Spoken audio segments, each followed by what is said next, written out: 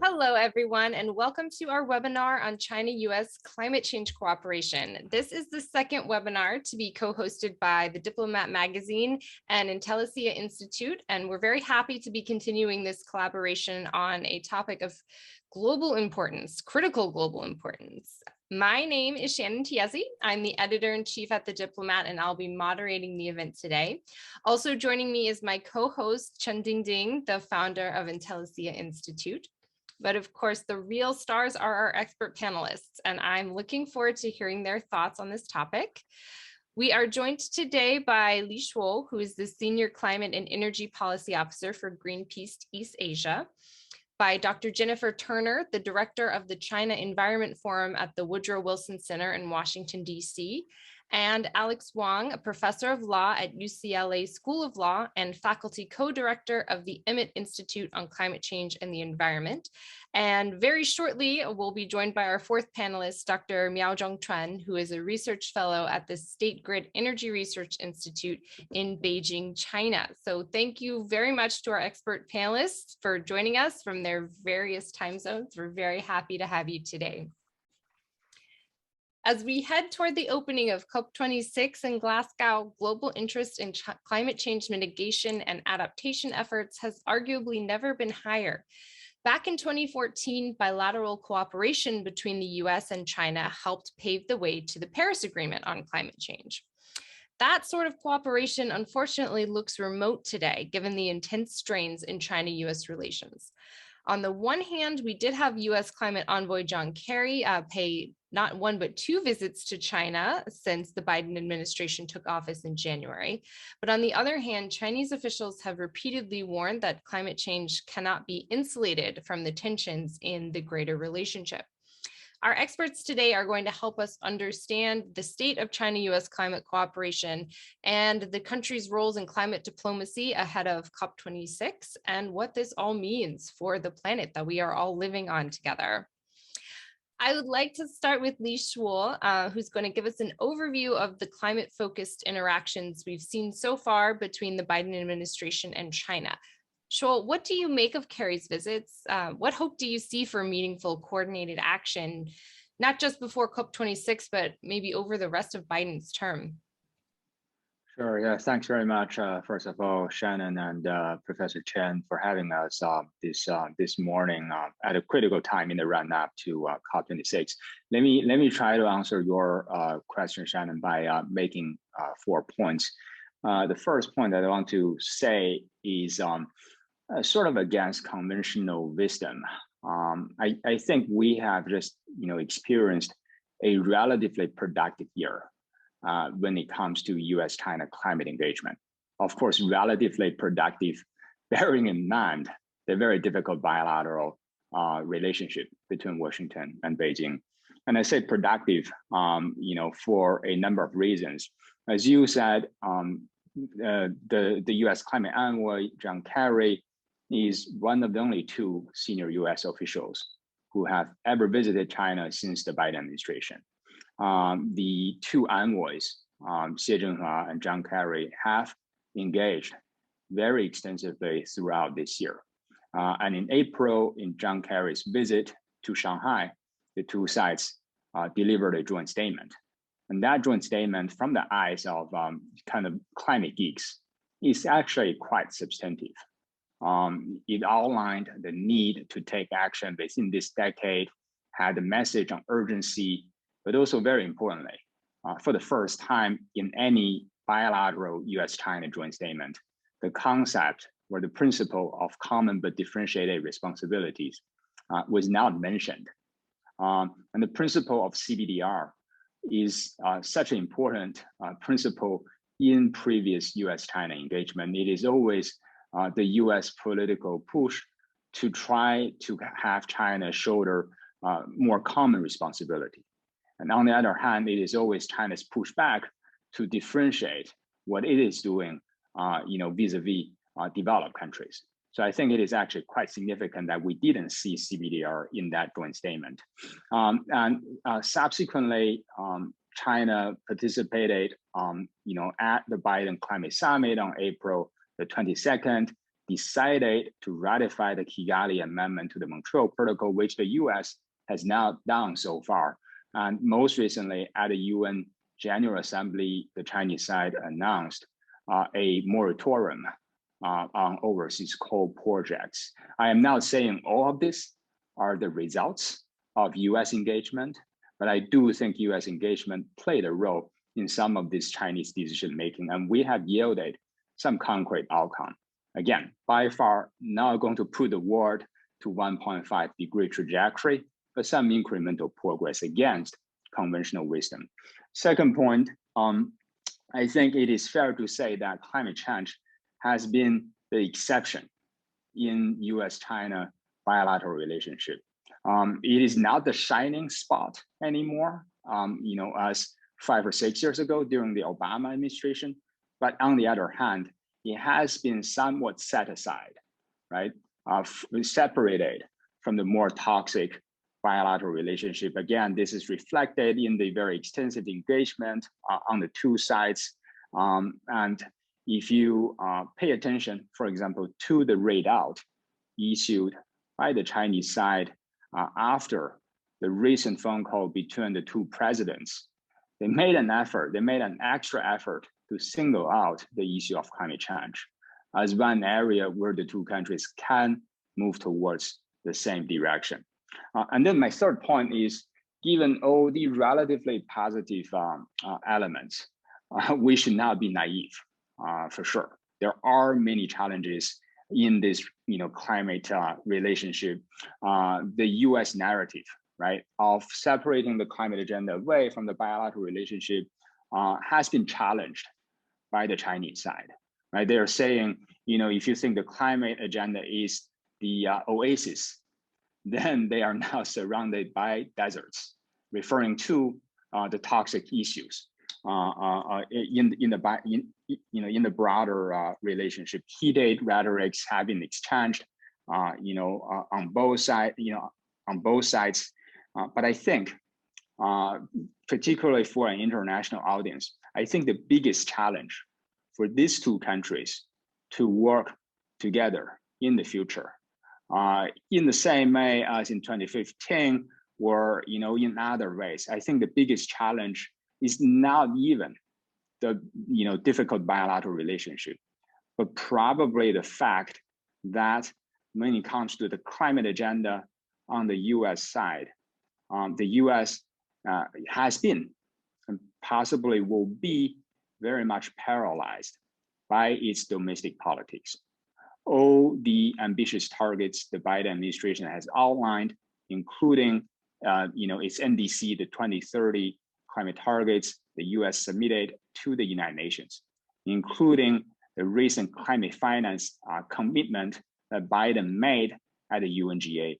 Those all require congressional action to back them up. And they are, we are now seeing meaningful and timely congressional action, at least as of now. So I think that will actually be the biggest challenge for the two sides. From a Chinese perspective, it creates this credibility issue when they look at Washington, and I think that will hinder their political willingness to work with their partners on the other side of the Pacific. My last point, engagement, in the sense that the two countries talk to each other at a high level, make sure that the other sides understand their position, and to sort of lay out the demands and expectations that they have on the other hand. I think that in that sense, engagement matters. It has worked in the past, and also just over the last few months. And I think it will still serve us if we are true to solve the climate problem. So with that, I turn it back to you, Shannon. I look forward to the discussion. Thank you very much, Shuo. I'm going to turn it over to Jennifer now, who's going to walk us back a little bit to provide some context about what we could call the golden age of US-China climate cooperation during the Obama administration, the sort of engagement that led to the 2014 agreement that set the tone for Paris. we had a lot of different government to governments and, even NGO level discussions and initiatives going on over Obama, under the Obama administration with China. Of course, the Trump administration dropped all climate change cooperation, not just with China, but at the global level. So Jennifer, can you talk us through what the US and China once had on climate change cooperation and what has happened since then? Well, one thing I want to note is that it is true that under the Obama administration, it's kind of like that, when you watch those Chinese ping pong guys going super fast. I mean, it was with the 9 clean energy agreements that were announced, suddenly there were all these delegations, there were these forums on renewable energy, electric vehicles, cleaner coal technologies, carbon sequestration. And, it's like, I was very busy because I was able to grab people in when they came into town, they could talk. But I want to note, how is it that Obama did this so quickly? You have to remember that under the Clinton-Gore administration, that Gore did start the very first high-level bilateral conversations. It was on environment and development. It was an environment and development forum. And for the first time, climate was, they didn't always say climate. It was always talking about energy and other environmental issues. It was put on the agenda. But then when G.W. Bush came in, the climate was a no topic. But I should note that even under the G.W. Bush administration, the State Department created a 10-year framework. There were eco partnerships.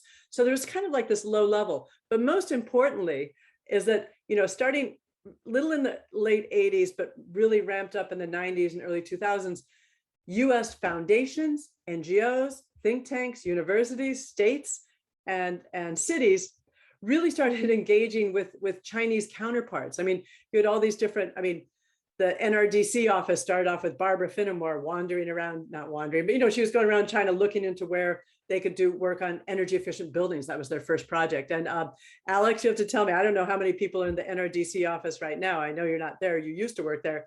It's a huge office now. But so that there was lots of this NGO think tank action. And that was really what I think Obama got to build on. Because a lot of the people in DC like me who worked on China, we were brought in, we were talking about the kinds of opportunities. And now today, there are still, NRDC, WWF, the Nature Conservancy, WRI, EDF, they all have offices still in China. And so, and most importantly too, you have the Energy Foundation China office that is still giving grants, doing projects on climate and energy issues. And so it's there, but in some ways, a lot of the other smaller groups that had been working in China, some of them aren't there anymore, partially not because of the US-China, conflicts, but because China passed their foreign NGO registration law back in 2018. Alex will jump in and correct me whenever I get anything wrong, right, Alex? But this registration law made it a lot more difficult for nonprofit groups to operate in China. Some didn't want to be subjected to having the Public Security Bureau, having to report to them and build these plans. So, but it's important to note that there is still this kind of engagement. The China Environment Forum, we're still holding meetings and people still come to them. But one thing that I am a little sad that that did disappear under in the Trump administration was the most successful, and maybe it could be a template for the future, the clean energy research centers. And these were unique because it was bringing together companies, national labs, NGOs, and researchers to work on issues. There was electric vehicles, renewable energy, clean diesel, cleaner coal, water energy technologies. But the one that had the most legs was the Building Energy Efficiency Clean Energy Research Center. It was housed on the US side at Lawrence Berkeley National Lab. DOE gave it, they had one from 2011 to 2020. So it's just formally wrapping up, but they were working on jointly with Chinese counterparts, developing building energy efficient technologies, strategies on how to manage buildings, things that to most of us will sound really boring, but my goodness, they're important. Buildings are responsible for 39% of the CO2 emissions in the world, and getting buildings right matters. And even though, just this morning, Li Shuo was on a panel, and Zhou Nan from LBNL was talking and said that, they're kind of wrapping up the formal circ, but these scientists have a decade worth of working together, and they'll continue. one last comment I want to say is also noting that the other kinds of NGOs and activities where both NGOs and I think some cities and states are kind of engaging is also on biodiversity issues, like the International Crane Foundation, of course, WWF does. And there's lots of talk about in China now about nature-based solutions that linking biodiversity to climate issues. I can keep giving you like list. Oh, last one. Right after Trump came into office, I don't know if you know that the former Governor Jerry Brown created the California-China Climate Institute, also kind of housed over at Berkeley. And that's been, they've been doing a lot of still closed discussions, a lot on climate, but trying to keep the fire burning. I'll stop there for now. Thank you. Thank you, Jennifer. It's encouraging to know that just because the government to government level might not be going so smoothly, we do still have other players cooperating, collaborating, even under the Trump administration. So that gives us some hope. Now we're gonna head to you, Alex, to talk about the politics of climate change action in China. I'm particularly interested to know how Chinese public opinion might view any outreach to or cooperation with the United States on climate change. Sure. So first of all, Shannon, thanks for having me. It's really nice to be here to talk about this important topic. I wanted to start first by making a point just about how we should see this issue of cooperation in the context of climate change, right? So first of all, the most important thing is what is happening sort of in the domestic politics of climate change in each country, because it is true that US and China action on climate change is absolutely necessary because the US and China make up 40+% of global emissions. There's been a lot of discussion about cooperation, but there is an open question about how essential is actual bilateral cooperation to that action, right? If Biden is not able to deal with Joe Manchin, it's not clear what the US-China dialogue matters. If China is not able to deal with vested coal interests domestically, it's not clear what a Kerry visit does to that, right? And so in that regard, it's worth just noting that the domestic politics of climate change in both countries are more favorable than they have been in past years. Certainly in the US, obviously, Biden is better than Trump on climate change, without a doubt, despite the difficulties of US politics. And in China, we know that over the last 10 years, this idea of top-level environmental policy has really solidified. Right, so this notion of what Chinese officials refer to as ecological civilization has become baked into the core mantra of CCP propaganda and messaging. I remember a few years ago going to a kind of rural, pollution remediation site in rural Sichuan and seeing Xi Jinping's slogan about green is gold, essentially, in sort of Hollywood sign-sized letters on top of this remediated pile of dirt that they had taken out the, so you see this messaging penetrating all the way down into the countryside. So that by and large is a good thing, and those types of things don't depend on cooperation. So in terms of the framing of can we get things done without cooperation, it's worth just pointing out that a lot is happening on the domestic side. But I agree with Jennifer in the sense that, in some sense, from where I sit, I've been doing this sort of US-China cooperation for quite a long time, and the world doesn't feel that different, and it didn't feel that different even during the Trump years, right? Certainly at the government state-to-state level, things were very different, and the media coverage of it was quite different and suggested a lot of heated rhetoric. But as Jennifer pointed out, there have been people on both sides who are line-level people working on solving problems on the environment, who were being funded not mainly by the governments, or certainly on the US. A lot of it was funded by the Energy Foundation or other types of foundations to work on cooperation, and that kind of work continued, right? And it's also worth just clarifying what type of cooperation we're talking about, right? we certainly in recent years have seen less of the kind of Obama-Xi kind of pre-Paris kind of coordination, and there's been a joint statement this year, but less of the pre-COP kind of coordination in that sense. But there's been a lot of cooperation still at the subnational level. I'm involved in that California-China climate initiative that Jennifer mentioned. There's been a lot of academic collaboration. If by cooperation we mean just buying and selling things to each other, of course that's essential, and we still do a lot of it. And there are questions about how trade measures and those types and security measures can hinder that and limit that.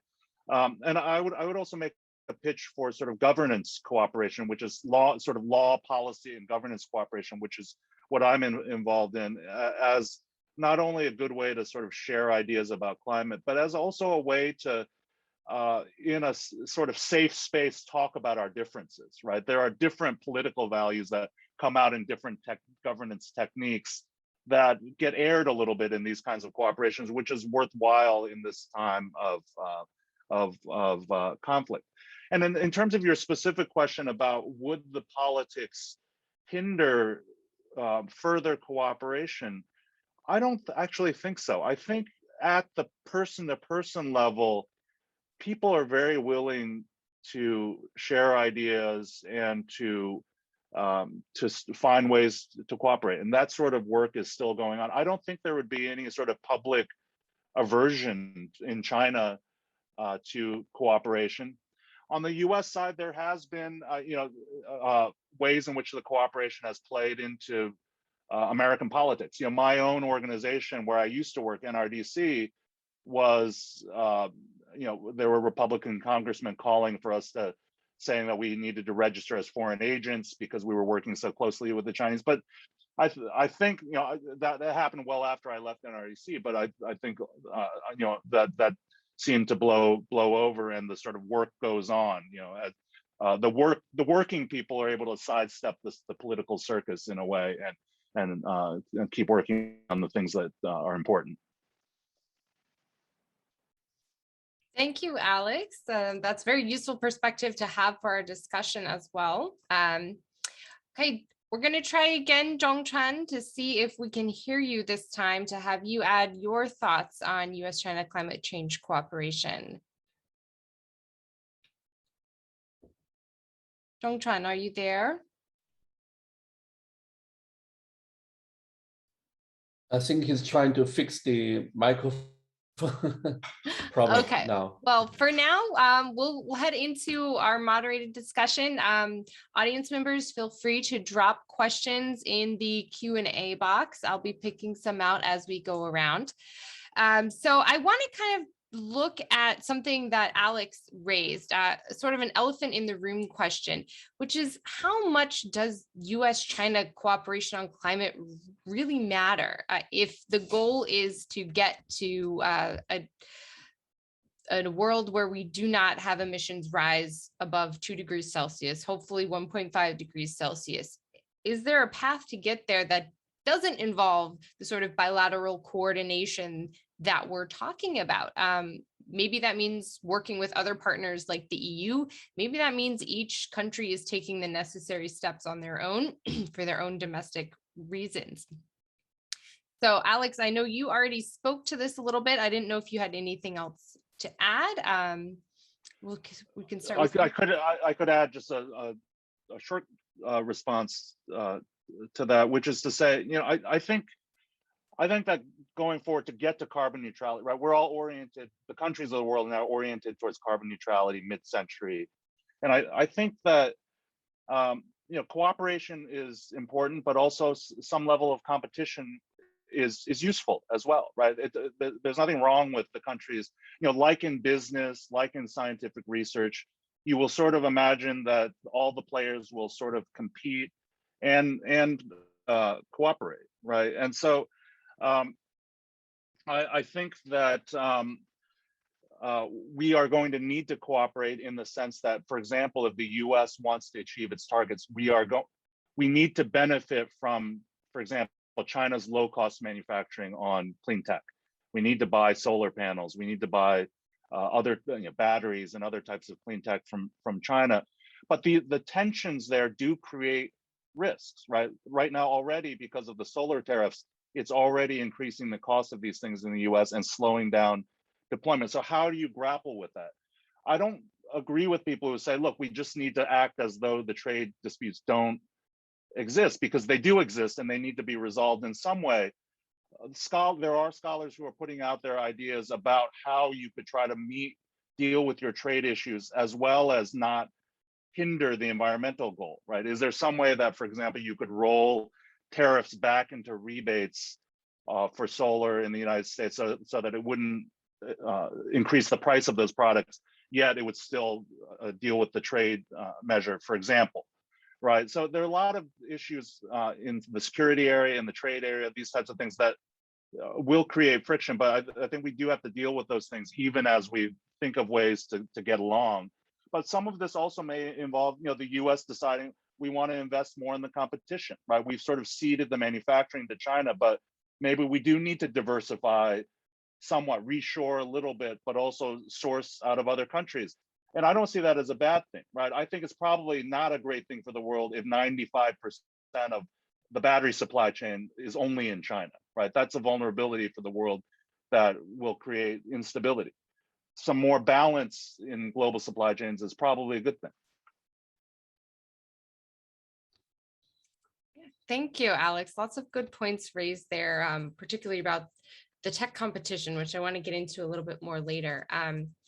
Shuo, you actually did an interview with the Diplomat that will be coming out shortly. So anyone interested in this topic can pay attention to that, keep an eye out. Where we talked about the role of other countries also in the US climate change dynamic, particularly the EU, the European Union has been very active with China.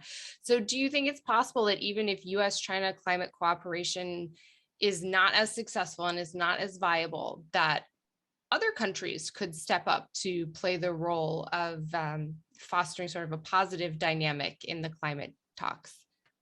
Look, I think Shannon, the truth is not a single country or not a single two countries can solve this challenge, right? We need all hands on board. That it's as straightforward as that. We need the U.S. and China to work extra hard, and we need others to do the same. But with that said, I do think people need to understand one thing in international climate politics, and that thing is, at least in the past, it is oftentimes only when you get the U.S. and China aligned and moving towards the same direction that you pull the rest of the world with you. So that is just another way of saying these two countries have so much gravity when it comes to global politics. And if they cannot move towards the same direction to address climate change, then it will leave a very kind of big gap or a big hole on providing global public goods. So we do need these two countries to move towards the same direction, not always necessarily holding hands with each other, but moving towards the same direction. And to do that, I do agree with Alex. They need to get their domestic politics into the right place. And there, I think there's a limit, right? How one side can help the other. It is not like, Joe mentioned needs the help from China to pass that infrastructure bill. Or it's not like China cannot solve its renewable energy, barrier or, transition away from coal, without support or help from the U.S. They can do 90% of their carbon reduction just by themselves. So they need to look at their own country and to fund the incentives to move forward this climate agenda. I think this is going to be particularly true in light of the challenging bilateral relationship, and also in light of the very paralyzed U.S. domestic climate politics. They need to fund the internal incentives. But again, that said, I think the picture is quite nuanced. I do think there is a role for the two countries to push each other, right? To ask for more ambition from the other side. One example that I can give everybody, the series of concrete policy progress that we've seen over the last few months, I think some of them may not happen if the international expectation was not there. So for example, the Chinese overseas coal moratorium, I don't see how China will just selflessly announce it, right? Without any international expectation or push from other countries. Again, that is not to say that the US can help Xi Jinping write his UNGA speech. It is not as kind of dramatic as that, but there is a role for diplomacy here, and we need to kind of preserve and maintain the channel for that, for diplomacy to have an effect. Those are great points, Shuo. Jennifer, did you have something you wanted to add on this topic of how important is bilateral cooperation? I think that a lot of it has been said, but one thing I want to note about the US-Europe, an area of cooperation, again, it's not specifically energy, but deforestation from ag commodity imports, right? Because the US and the Europe and the EU have been coming together talking about how both sides can make more domestic legislation to make sure that when soybeans, leather, and beef that are coming out of the Amazon, that they're not leading to deforestation. So think of like, we have blood diamonds, and regulations that prevent those kind of imports. And the thought behind that is that the EU and the US coming together on this creates a global standard. And I think that not contradicting you, Li Shuo, but just saying that if the EU and the US come together on some other issues, like maybe, the US, like we do lead the world in like battery to grid technologies, and that maybe the EU and the US could start working together more on that area. So setting the kind of standards, there's the technical standards, questions about, the supply chain, like with like lithium being clean, we know it's not, but maybe there's other technologies that can be developed. I think that's how this kind of, with the US, US cooperating with the EU is not just like to push China out, but just, to keep the momentum moving forward. And I think that, there's, I mentioned, at the beginning, I often use the Chongyu Tongchuan Yimeng, same bed, different dreams, right? That's how the US-China relationship has often been. But with climate, we have seen where we're in the same bed, same dream. And now my suggestion is maybe we just need more people in that bed with a common dream. And maybe hopefully we can get Zhongquan on. I see him in the screen here. But see if you can. Yes, Zhongquan, let's see if we Dr. can hear you. Miao.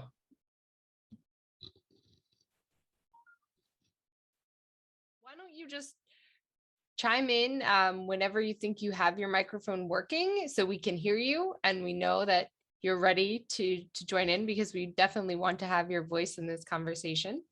But we will keep moving for now with another question about the technology competition. Jennifer raised some examples from the Obama administration of collaboration on clean energy technology, whether that's clean coal or solar power, electric vehicles. But nowadays, the attitude toward technology cooperation between the US and China is quite different. In the US, the mood seems to have soured significantly on that. There's a sense that it's not desirable for the US to cooperate with China on certain technologies anymore. So I wanted to get your thoughts on whether this sort of technological cooperation on climate technologies is feasible, particularly things like electric vehicles and batteries, and even resources like lithium that could be seen as strategic and of importance for national security interests. Ding Ding, I don't know if you wanted to join us in the conversation to chime in here. I know that you've written quite a lot about these tech issues.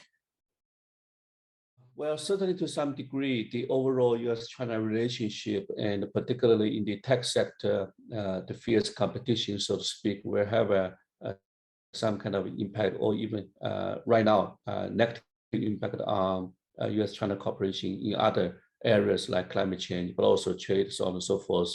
But I think my understanding is that both sides are trying to sort of compartmentalize the relationship by, picking an area where they can cooperate, where stabilizing other areas. That seems to be the most productive approach right now, because we cannot, realistically speaking, just solve the U.S.-China relation problem. So we cannot be stopped by that, right? So I think there is hopefully there is this kind of consensus among the two sides that we can compartmentalize issues. Okay, so that's maybe John Kerry, and I think Lisa mentioned earlier, John Kerry is the only high-level U.S. official who have made multiple visits to China this year. So he may be, who knows, coming back in November and December again. So I think, but again, it's not just the technology issues, it's also domestic politics in both countries right now. It's possibly, probably unbelievable that China is now having an electricity shortage in China, and in northern China, and also in southern China, massively Guangdong, partly because of the coal shortage, right? So it's a dilemma, because you try to get rid of coal as much as possible, but China, 60% to 70% of the electricity still comes from coal-based sources. So how can you do that without damaging your industry, damaging your economy, and so on and so forth? I think it's a big challenge. So I think technology issues may be here. Actually, this area, leaving aside 5G and other issues, I think the technology should be the way to go, in the future in climate change cooperation. Because without upgrading technologies, I don't see a fundamental solution out of this dilemma. I can jump in. Can I jump in, Sharon? Sure, yes. I was just going to invite you, since you had raised this issue to begin with. Yeah, well, I think that thinking too of there's a whole, and I'm sure, Alex, I want you to chime in too for things that I might forget here. There's a lot of other kinds of climate, green technologies that can help the climate that aren't sensitive. I mean, I'm going to go back to the building issue, but not all of it is the technology. There's actually the policies. I mean, keep in mind, where did China's zero emission vehicle program come from? New energy vehicle came from. It came from copying Southern California's zero emission program for cars and things. So, and same thing like California, they now have a policy for carbon neutral buildings. So you have policies that are technology pushing, and those are great models for China. But again, with the building issue that you have kind of smart technologies, for controlling the lighting, the cooling, cool roofs. These I'm listing kind of areas where there already have been joint US Chinese cooperation to develop these kind of technologies on that CERC, the Clean Energy Research Center Building Energy Efficiency Program. And that, I mean, it's a green cement. That was a topic that used to be kind of hot back a while back, but it's, thinking of ways how to recycle used building materials, because the actual, the energy and climate footprint of buildings is not just when you run them, but also how they're constructed. So there's a lot of areas that I think that, that even like US companies are really interested in this kind of technology, the Chinese ones as well. And I think that, I don't know if there can be, I mean, I think it would be great. I mean, just if there could be another kind of clean energy research center around the building topic. I don't know if that can happen right now, but I think that the corporate world is interested in that kind of collaboration. Because I should mention that besides the technologies and the policy development, there was also agreements on joint intellectual property rights. I think I'm sure that Alex can talk to that a little bit too. And there was actual commercialization of the joint technologies. I mean, and it's kind of a win-win-win.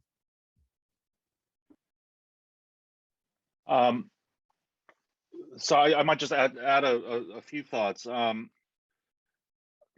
think there's still an open question as to this balance between cooperation and competition that we have to consider. But on the just sort of learning from each other's side, right? I think there is an appreciation that in the past there was a much more of a, at least on the U.S. side, it was thought that the U.S. would be sharing ideas with China, but there's certainly a recognition that in a variety of areas, China is also as a laboratory for unrolling things like high high voltage grid, right? Things like this that where China has put in things that we can learn from the way that they've done this.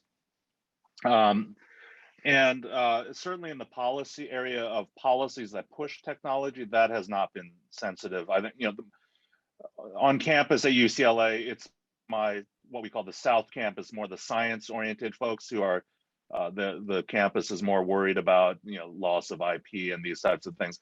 Our policy ideas are kind of open domain, and the government the California government wants to share those ideas. We want to share those ideas. One area I would raise that's related to this is just how does the U.S.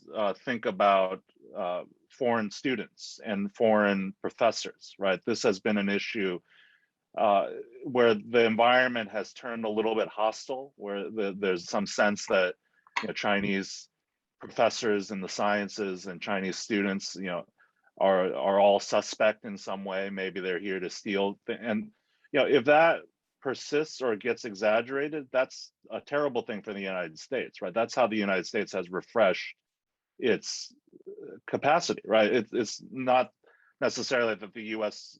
is part of the way the U.S. has stayed ahead is because it absorbs the best minds from around the world, and to the extent that they start making it hostile for certain groups of professors and students, that's not a good thing for the U.S. So I'll just throw that out there as an additional dynamic. Yes, of course, all of these issues are interconnected. We can't have one part of the relationship separated from the others, which is something that China has been saying repeatedly from the beginning. And I think there's a point to that. Shuo, did you have anything you wanted to add on this topic of technology competition, cooperation, and what that means for climate change? Sure. Maybe just a quick word. I might think about this a little bit differently from others. The way that I think about this is I think the companies, right, the research institutions, the businesses, if there is an interest for them to work together, right, and to make a profit out of a certain technology or to scale up certain things, they will anyways do it, right? They will do it during the Obama administration, they will do it during the Trump administration, and they will do the same now. So the way that I think about this is at the practical level, things may not be that different. And the competition or the hesitation, right, on technology cooperation or cooperation between the U.S. and China in general are sort of injected by our political leaders, right? They're trying to kind of reframe what is happening there. So that's just another way of saying the practice may not change that much. The only thing that changed is the politics, right? So I think that's kind of just one way of looking at it, this. And I do think we, in light of this, we need to examine where exactly does government intervention make, additional value, and where does it not necessarily make. We should just let the companies, work out their own joint business, or compete with each other. And I would also say that increasingly the climate agenda is getting very complicated, right?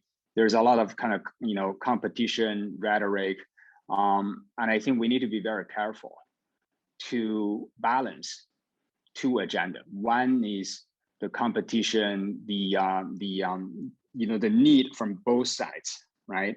The consideration from both sides from a geopolitical perspective. We need to balance that with the agenda to make progress on climate change. These two agendas may not always be compatible with each other, but I do think we need to find ways to make them work together. Otherwise, the whole climate agenda risks becoming just another geopolitical issue.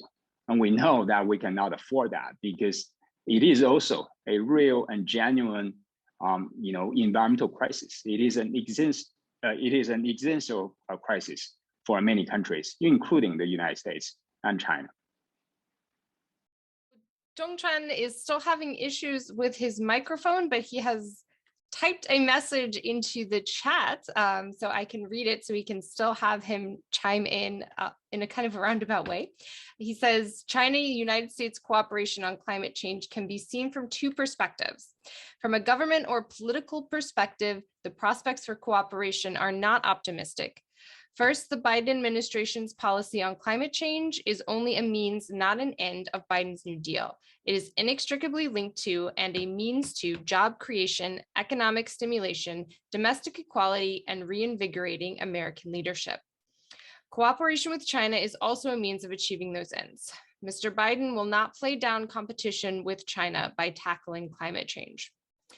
Second, competition with and even against China has become, according to the American intellectual elite, one of the few areas where the two parties can reach consensus.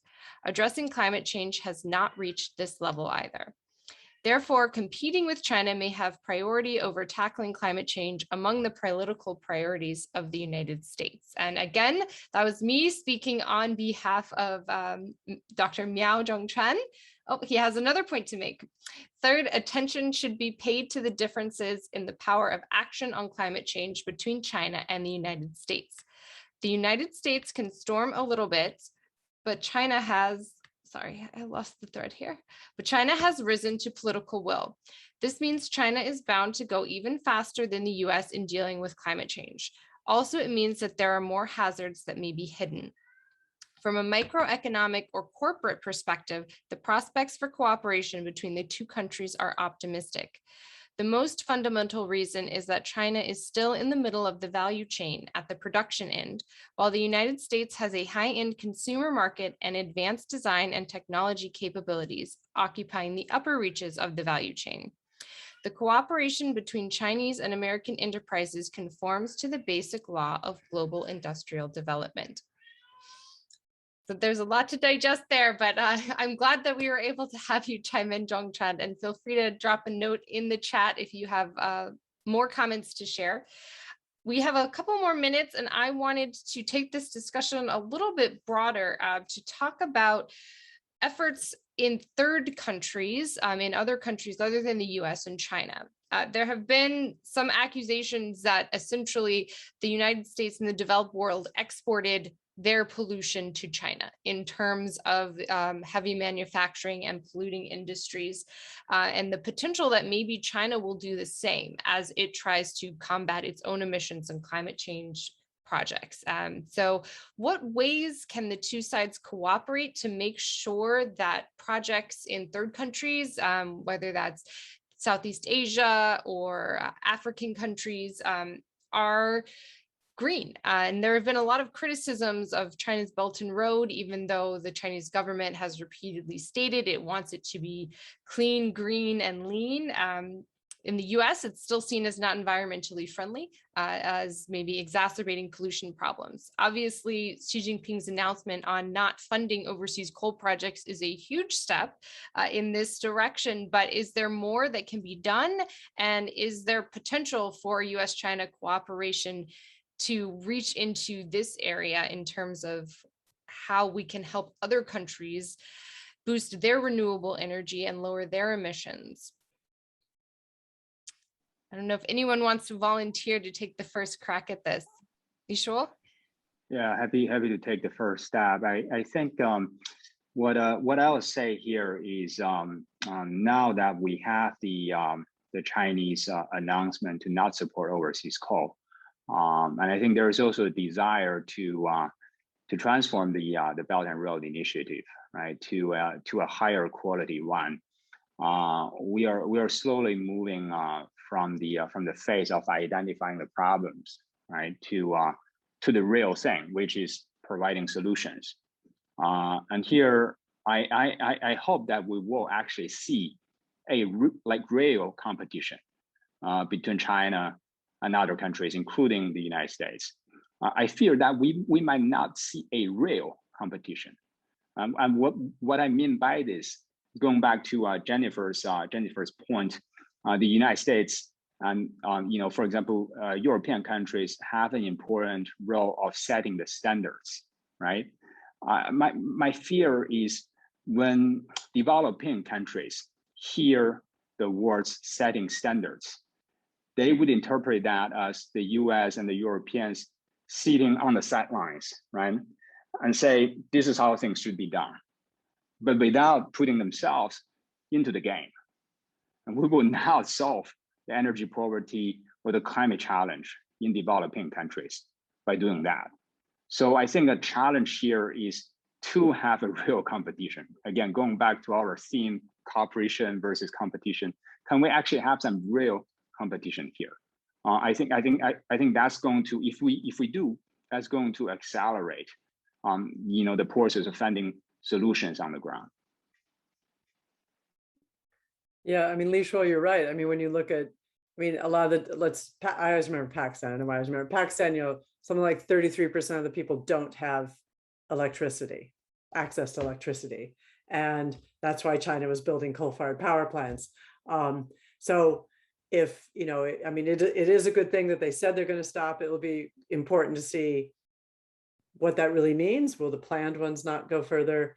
Also, even more important, will those 250 coal plants that are being planned inside China, will those also hopefully be swept away? I'm sure you kind of hope they will too.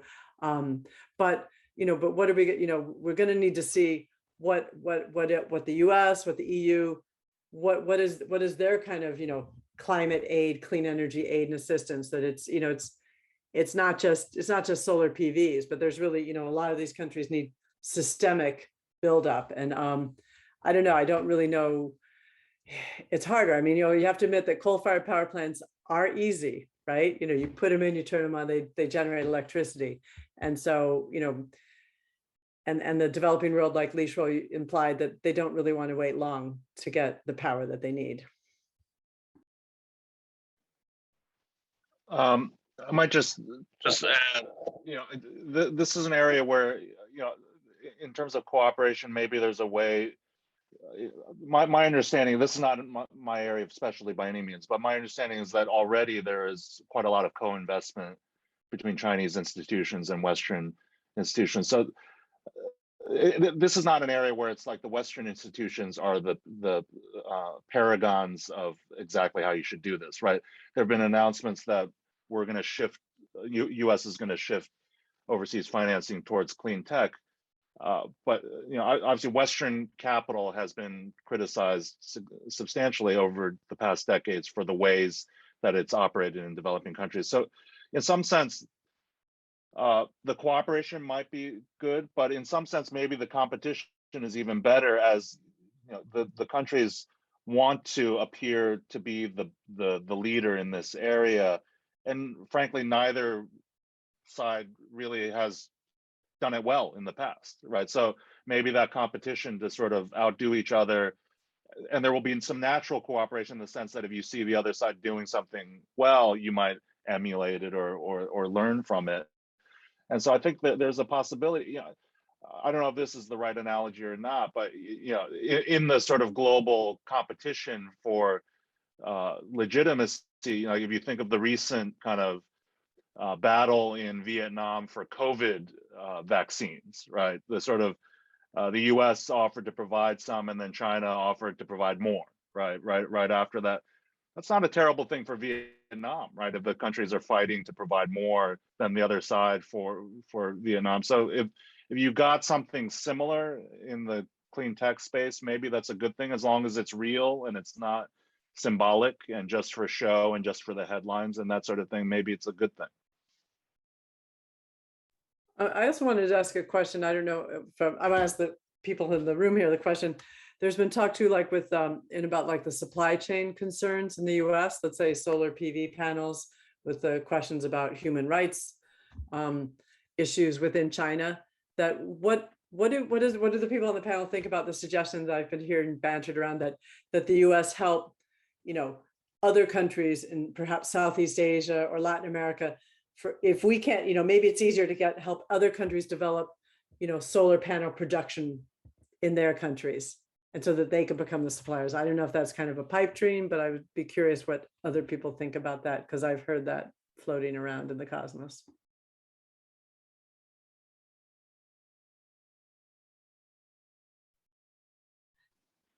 Well, I mean, I can try. I mean, I'm not an industrial expert, but I think a general point that I would make is indeed I think we need to pay attention. We need to watch very closely how some of the political or geopolitical agenda from the U.S. can actually materialize in a way that helps the climate agenda. Moving supply chain being one of the case in point, or moving some of the manufacturing capacity back to the U.S. I think we need to examine this very carefully to what extent some of these are just political rhetorics, if I could be blunt, and to some extent this will really happen. I think everybody here probably understand that there's a lot of strength in the Chinese renewable energy, clean tech, industry. And there are reasons for that. And I'm not entirely convinced that many of those reasons can be easily replicated elsewhere. And even if so, they could be as competitive in the short period of time. Again, if we are true to solve the climate issue, it is a time-bound issue. We don't have 20 years to set up, a solar industry in Chile.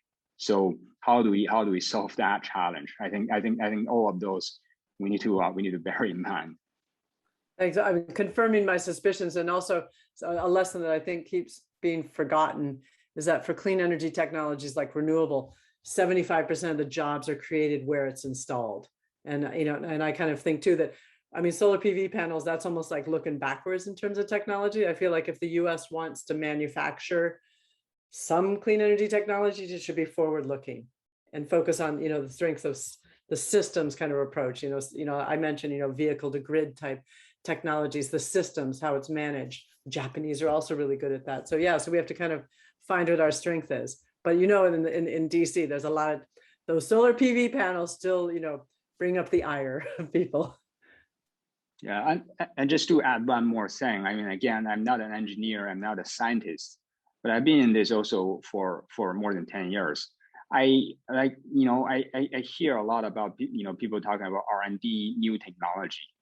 My sense is, the technologies that we will have, right? The technologies that will help us achieve decarbonization will not look too differently in 10 years' time. We're still talking about a few kind of pillar stone technologies, right? Solar PV, wind. What we need to do is to make them better. We're not going to all of a sudden have a silver bullet, right? A magic technology that we had never heard before, and that will, help us solve half of the climate problem. I don't think that's what we're looking at.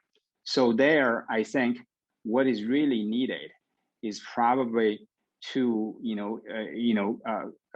constantly improve your manufacturing capacity, right? To achieve cost efficient, and to kind of really nudge the technology forward, but also realize that the efficiency, for example, of solar panel in 10 years time will not be astronomically different or higher than what is now. I think that point that Li Shuo is raising is a really interesting one. And I think, to me, I likewise, I'm not someone who knows exactly where the sort of leading edge research is on this, but it's a question for me, right? Right now, we have a lot of the technologies, and China is dominating the supply chains on a lot of the clean tech, but it's not at all clear to me that that will necessarily, it may be true what you say, Li Shuo, but I was just on a series of panels at Stanford this past week where there were a lot of people who on the research side who are working on, for example, new battery technologies. Could there be a dramatic breakthrough in battery technologies that needs different types of materials that aren't necessarily dominated by the Chinese supply chain? I don't completely know the answer to that, but it's not inconceivable that in the space of a decade, which is still within the zone that we're talking about, that there could be changes that at least shift the politics and shift the sort of dynamics of where things are made and that sort of thing. So So I would imagine that if we got together again in 2030, it would be interesting to answer this question, right? Just to see how technology has gotten ahead of us in some way that then the global dynamics are totally different than we imagine them at this particular moment. Well, we'll put that on our calendars, follow-up webinar in See you in 10 years. 2030. But for now, that's about all the time we have. I'm going to invite my co-host Ding Ding to give some closing remarks to wrap us up. Thank you, Shannon. I'm still digesting all these very insightful remarks by our four excellent panelists, even though Dr. Miao provided written comments. I think either way, I have learned a lot, and I hope we can continue this dialogue, this series of dialogue. And at least I think I'm a little bit more optimistic than before the panel started. I think despite all these domestic issues, tech competition, and the collective problem at a global level, I think as many of you rightly pointed out, at different levels, state level, local level, industrial level, there's still a lot of room for cooperation between these two largest economies in the world. And it's critical for them to cooperate. I think this voice, this message cannot be overstressed. We should continue to stress this message. Without these two largest economies working together on climate change, other countries, including regions like EU, they are not able to, solve, at least reduce the problem to some degree. So I think that, this is the hope of our cooperation with this, and I hope certainly we can continue this in the future. And for now, all eyes will turn to COP26, and we'll see what announcements come out there.